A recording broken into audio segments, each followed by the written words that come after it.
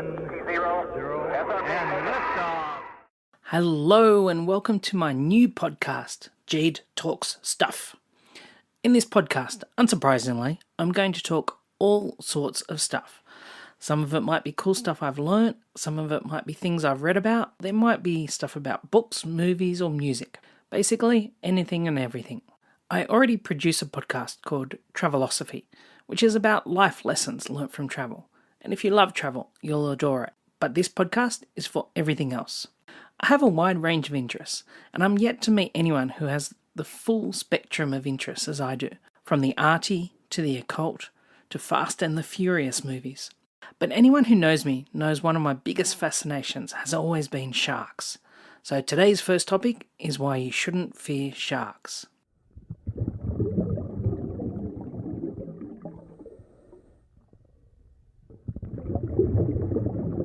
All information and facts have been gathered over many years, from books by Jacques Cousteau, Peter Benchley, National Geographic, the Discovery Channel, and where possible I've given references to where I've gotten facts from. But to me, much of it is like a second language. It's just stuff I know. I was inspired to create this new podcast because still in 2018, 40 years after the release of Jaws, as soon as you mention shark, the automatic reaction is fear, and many people automatically think all sharks eat people. But it's simply not true. According to National Geographic, there was a recent article that popped up in Facebook, there are 520 species of sharks, 105 of which have been discovered in the last 10 years alone. You can bet there's still more out there that we have no idea about, considering more people have been to the moon than to the bottom of the ocean. Yet the negative encounters have only occurred with a small handful of shark species, less than 20. And with the release of upcoming shark movie The Meg, starring Ruby Rose and Jason Statham, which is about the resurgence of the extinct megalodon, you can be guaranteed that shark hysteria will once again shake our shores. What you may hear less about though, but which is a far more important documentary, is a movie called Sharkwater Extinction, which provides an in-depth look at the illegal shark finning trade. It's currently in post-production and is due out later in 2018. In this podcast, you won't hear any Jaws theme music, nor will there be any stories about how evil sharks are. Instead, you'll hear fascinating facts about why sharks are crucial to healthy ocean ecosystems and why they must be protected at all costs, along with my personal experiences diving with sharks of all sizes around the world. I should point out, I'm not a marine biologist, although I wanted to be. My high school was right on a bay connected to Sydney Harbour and offered marine biology as an elective, but unfortunately I was the only student interested in studying it, and so they canned it, thus destroying my dreams of becoming a shark man. But ever since I was a kid, I've been fascinated by sharks, resulting in a ton of shark books each birthday or Christmas, and I've watched hundreds of shark documentaries over the years. What grabbed my initial interest of sharks is, on an evolutionary level, they're perfect. They haven't changed much over 400 million years, because they don't need to. They've been around since before dinosaurs, and they've adapted to a wide variety of ocean ecosystems, including fresh and saltwater, and are found in every ocean on Earth. Even though there's dozens of shark documentaries on National Geographic and the Discovery Channel, there's still so much we don't know about sharks. For example, great whites mating has never been seen or caught on film. The ocean is a big place, and whilst it's speculated where it occurs based on tagged female sharks disappearing and then returning pregnant to a popular hangout, no human has witnessed it. So, based on our knowledge of other sharks' mating habits, it's guessed how they procreate, but we might also be surprised. Likewise, the biggest shark, whale sharks, are migratory and travel great distances, but there's huge gaps in their habits because, again, it's not always possible to sight an animal for every second of its journey, especially one that can dive as deep as over 900 metres. Whilst there's been huge improvements in tagging devices and the information they provide, we still don't know everything, and tags aren't perfect, meaning they only last for so long. One of the main reasons why sharks are in decline is from overfishing, much of it illegal to supply the fin trade. A popular dish in Hong Kong and China being shark fin soup, which has no nutritional value, no taste, and does not use any other part of the shark apart from the fin. So, in order to fit more fins on the ship, only the fins are removed. The shark body is tossed overboard, usually while the shark is still alive, so they drown or bleed to death. Practices for this can decimate thousands of sharks at a time. Granted, there has been huge positive movements in recent years, like marine reserves created to protect sharks, as well as some restaurants taking shark fin soup off their menus, but it's still happening. And the longer it continues, the higher the chance sharks may not be able to come back, thus destroying ocean ecosystems beyond fixing. You also have the issue of sharks caught as bycatch, either by nets, where sharks are chasing fish and get caught up, or long line fishing, where a shark comes in for an easy meal and also gets hooked. But with deep sea fishing, deep-dwelling sharks are slow to reproduce and are of little interest for food, which is problematic when they are caught as bycatch. Add to all this that, in general, sharks can be slow to reproduce, often birthing only 1 or 2 pups, and some sharks, like the frilled shark, have gestation periods that have been suggested by scientists to be up to 3.5 years long, according to an article I read in National Geographic. The reason why sharks are important to ocean ecosystems is they keep other creatures in check so they don't overpopulate. Since sharks are disappearing from our oceans, populations of other species like octopus and rays grow significantly, which then affects other populations because what do octopus eat? Mostly crabs. And if the crabs are overeaten by octopuses, then that affects other industries, and so it goes down the line. Large sharks, like great whites, primarily eat seals and fish like tuna, whilst reef sharks eat primarily fish and crustaceans. Hammerheads eat mostly fish, squid, octopus, crustaceans, and stingrays. So imagine how much of each of those a shark might eat in a day, then a week, and a month. And if those sharks aren't there, how much extra of that prey will be around, and regardless of the species. If you take any creature out of a food chain, it's going to impact the entire ecosystem.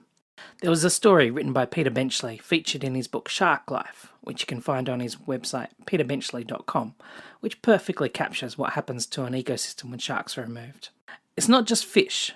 Bigger sharks also eat smaller sharks, so great whites will ensure other shark populations don't overpopulate. Like when wolves were removed from forests in America and entire forest ecosystems were destroyed. Nature has a way of keeping things in check, and if you remove part of that, you destroy the whole thing. However, when protected, they can come back. In the Pacific Islands, where France conducted nuclear bomb testing in the 60s and 70s, entire reefs were completely destroyed. It was a wasteland, no fish, no coral. However, because these same reefs were then left alone for decades and no fishing boats went there because they knew there was no fish, slowly the reefs have made a comeback, and as a result there has been a population of reef sharks that have found a haven and repopulated. There was a Shark Week documentary about this on Discovery Channel if you want to track it down. So as long as sharks are protected and there are still some left to repopulate, they can come back, which is a good thing. But it's not just about protecting ocean ecosystems. The more knowledge you have about sharks, the more you'll realise there's little to fear. Besides, not all sharks are meat eaters, and no shark chooses to eat people as its primary food source. Yes, you heard me. The bigger shark, the whale shark, eats only plankton, which are microscopic shrimp-like sea bugs. A whale shark has tiny teeth. And again, according to scientists, as reported by National Geographic, the bonnet-head shark, which is a variety of hammerhead, has also been recorded eating seagrass. Yes, there is such a thing as an omnivorous shark. The Greenland shark, which is found, unsurprisingly, in the cold waters of the North Atlantic near Greenland, is incredibly slow-growing and long-living. One recent specimen tagged was found to be 272 years old, and it's estimated they could get up to 500 years old. Imagine what we could learn from a shark that lives for hundreds of years, and what could be accomplished in life in that time. I've dived and snorkeled with white-tipped reef sharks in Niue, black and white-tipped reef lemon and tawny nurse sharks at the Great Barrier Reef, whale sharks in the Philippines, and hammerheads, guitar sharks, zebra sharks, and nurse sharks in Dubai. And not once did I ever feel the slightest fear that this shark was remotely interested in eating me. Not for a second. Most of the time, whenever I got close, they swam away. When I was snorkeling with whale sharks, one of them was slowly swimming toward me. They have huge mouths, and it looks like they're smiling. This particular shark would have been at least 12 to 15 metres long and at least 5 or 6 metres wide, including its fins. And it knew I was there, and before it got close, it turned and swam beside me. It wasn't the slightest bit interested in me. All it wanted was to keep eating plankton. Likewise, when I was staying on Green Island at the Great Barrier Reef, there's a beautiful 5-star eco-resort, and it's popular for day trippers. But at night, they all catch the boat back to Cairns. So whoever is staying on the island, that's all there is. The first night we were there, I was there with an American friend of mine, Jen. There was like 2 other couples, and they went back to their room. So we were sitting on the beach at sunset, and it was just us. It was like we had the entire island to ourselves. And the water was so clear, you could see everything. And I remember there was 2 grey shapes in the water, which at first I thought were stingrays. But they popped their heads up, and it was 2 green turtles swimming past who just came to check out what was happening. On the north of the island, it's not very big. You can walk there easily. Standing on the shore, you could see tawny nurse sharks. These were tiny, like less than a metre or under 3 foot long, with tiny teeth designed for crushing crabs, trawling along the shore. So we grabbed our snorkeling gear and jumped in. And for about 40 minutes, we went up and down the shore, but we didn't see a single shark, so we got out. Then I took my fin off and started slapping it on the water. And Jen was like, "What are you doing?" And I was like, "I'm doing my dying fish impersonation." And with that, within about 30 seconds, about 10 metres from shore, a fin popped up. Then another, then another, then another fin. In total, there was like 10 sharks and a turtle that was like, "Hey, what's going on over there, eh?" It turned out the sharks knew we were there, and they were keeping their distance. They didn't really want to be harassed or bothered. They were literally waiting for us to go, so they could go back to looking for crabs and fish. As soon as we stood away from shore, you could see them reappear swimming up and down the coast. When I was diving in Niue, there was a resident white-tipped reef shark that hung about, and could be seen most days, and usually it was sleeping on the bottom.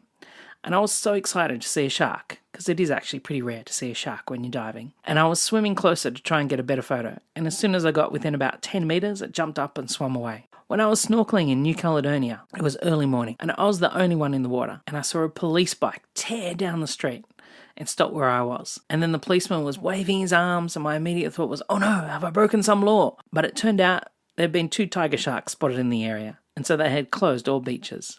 Ironically, my first thought was, wow, an opportunity to snorkel with tiger sharks.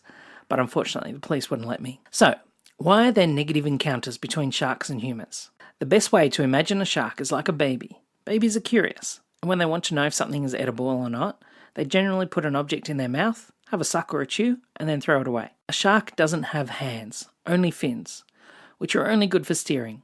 They may have incredible sensors that can pick up electrical impulses in the water like a heartbeat, but often in the case of a whale carcass floating on the surface, a shark will take a bite first to make sure it's worth eating, and if it is, it'll come back for seconds. Humans are bony, with little meat or blubber, which is high energy food for a shark, compared to a whale or a seal. So a shark will not seek out a human as a preferred meal. If they come across something in the ocean that looks like a seal, they might be like, I'll just take a little nibble, see if it is. If it's not a seal, they'll continue on their merry way. I don't think there's ever been a single case of a shark actually eating a person, as in consuming them, coming back for seconds and thirds.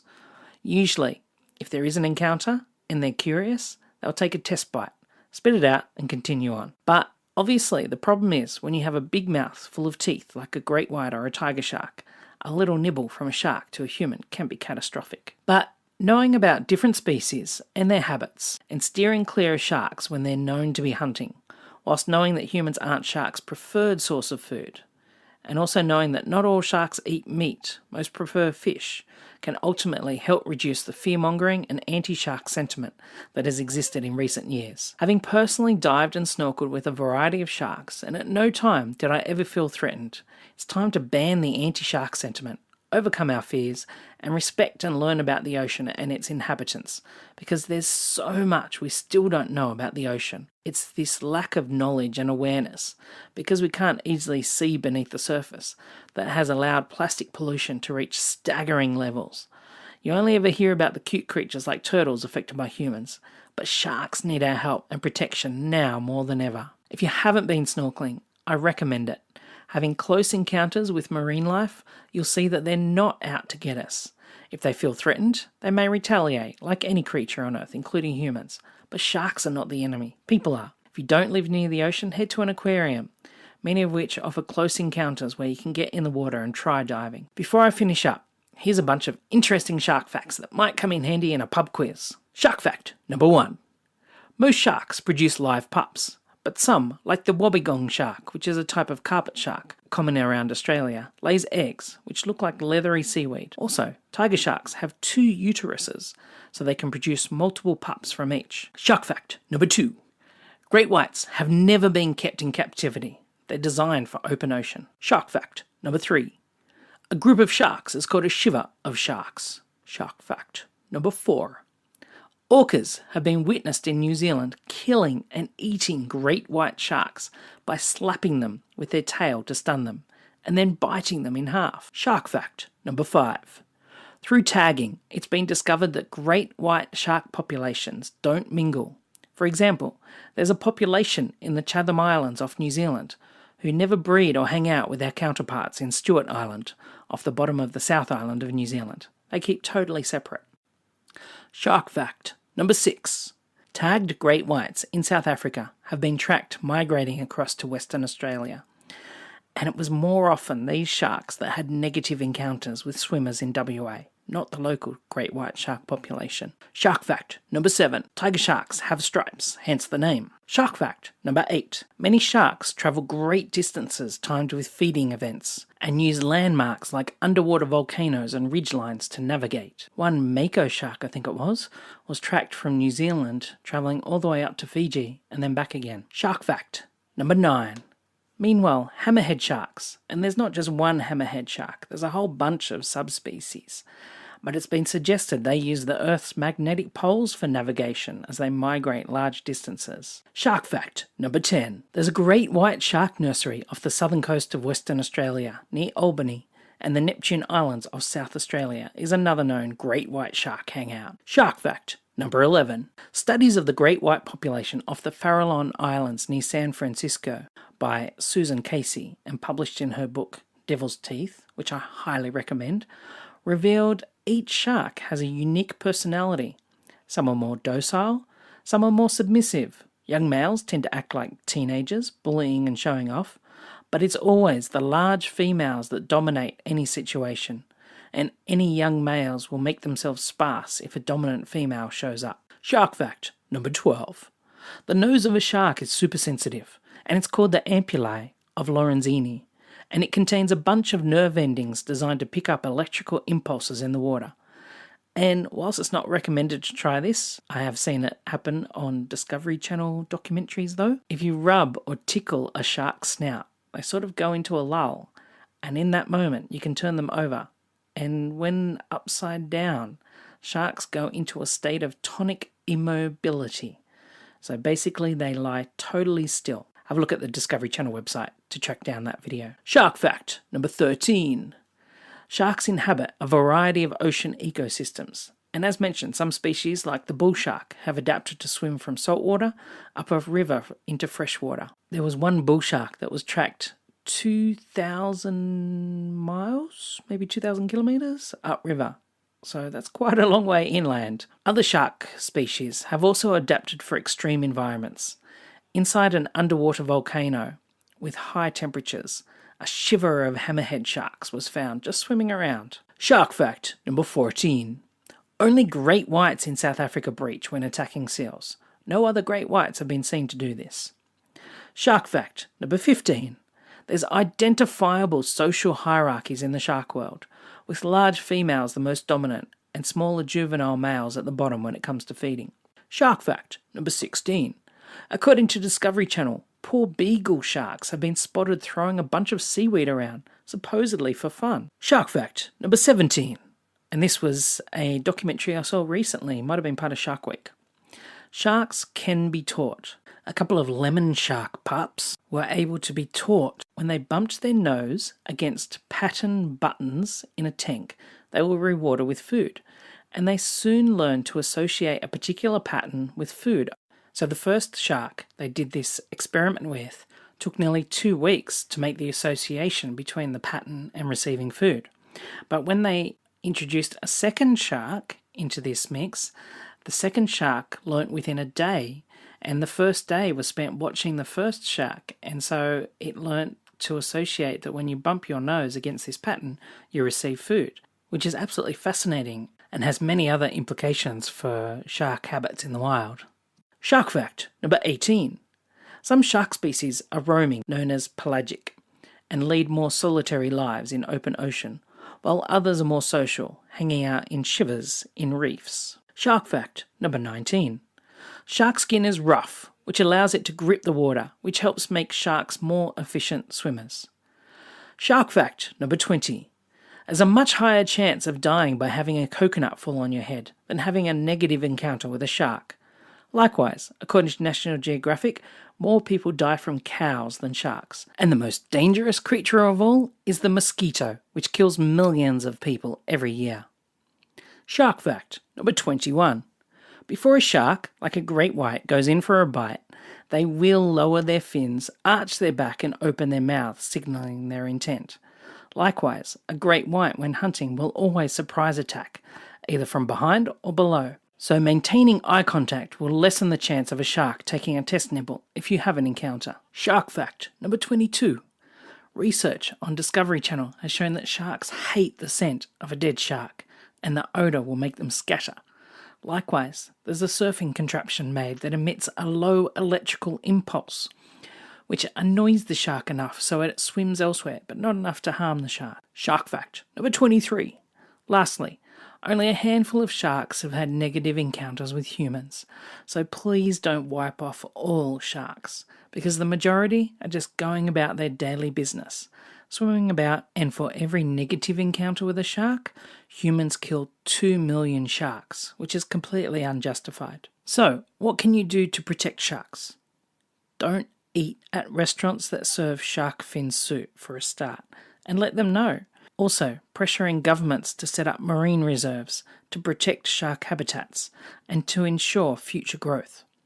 Also, pressuring industry worldwide to implement more sustainable fishing practices rather than long line or deep net fishing, which can help reduce catches of sharks accidentally. I know this has improved in some regions, but the trouble with the ocean is not every country has the same principles or rules. If you'd like more information about sharks, I'd highly recommend seeking out the following books.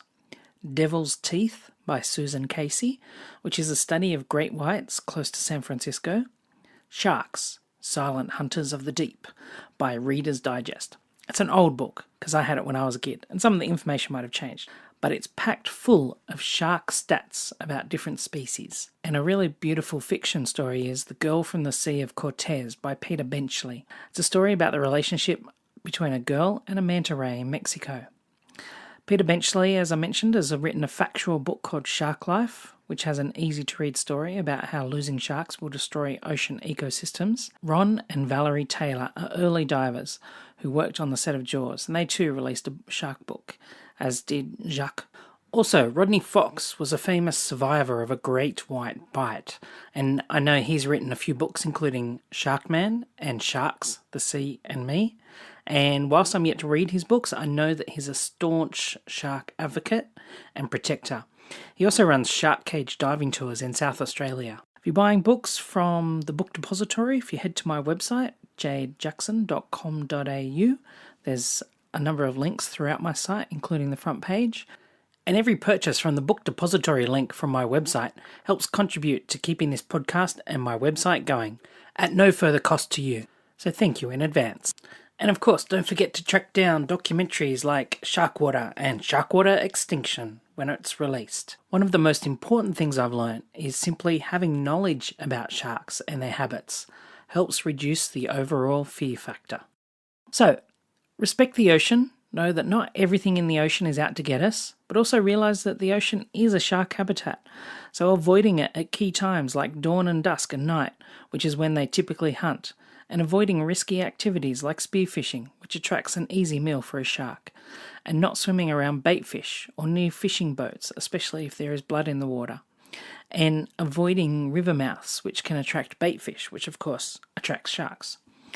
Also, not wearing high contrast clothing in the water or shiny jewellery, which can resemble fish scales. All of these are easy things you can do to ensure you don't have a negative experience with sharks. So, thank you very much for listening to Jade Talks Stuff. I hope you've learned something you can take away from this podcast episode and have a newfound respect for sharks.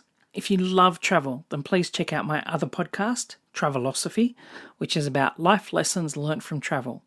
And if you would like exclusive content like ad-free blog posts, additional podcast episodes, recordings of my poetry or copies of my travel photos, then head to patreon.com/Jade Jackson to join the community and get access to exclusive stuff. Also, be sure to check out my website, jadejackson.com.au, or you can tweet me at JDickensJackson. Thank you so much for listening to Jade Talk Stuff. Bye-bye now.